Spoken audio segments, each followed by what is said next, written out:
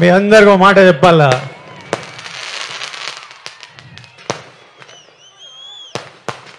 నేను ఏనాడు ఈ మాట ఇంతవరకు బయట చెప్పిందేలే.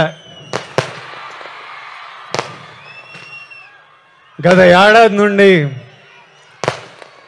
కింగ్డమ్ సినిమా గురించి కానీ మా సినిమా రిలీజ్ గురించి కానీ ఆలోచిస్తుంటే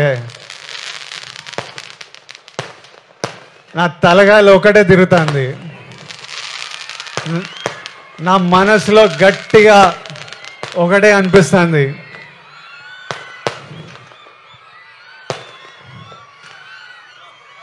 మన తిరుపతి 7 కొండల వెంకన్న స్వామి గాని ఈ ఒక్కసారి నా పక్క నుండి నన్ను నడిపించినాడు. చాలా పెద్దోడై పొడుస్తాను స్వామి,